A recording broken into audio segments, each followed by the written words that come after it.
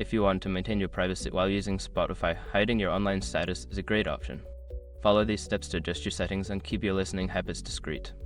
Step 1. Open Spotify. Launch the Spotify app on your device. Make sure you are logged into your account to access the settings. Step 2. Go to Settings. In the app, navigate to the Settings menu. This can usually be found by clicking on your profile picture or the gear icon, typically located in the top right corner of the screen. Step 3. Find Privacy Settings. Scroll through the Settings menu until you find the Privacy or Social Settings section. This is where you can manage your online visibility and sharing options. Step 4. Toggle Offline Status.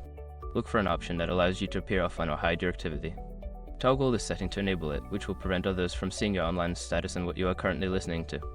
Step 5. Save changes. After adjusting your settings, make sure to save any changes if prompted.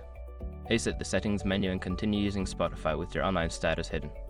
By following these steps, you can enjoy your music without worrying about others knowing your activity. Enjoy your listening experience.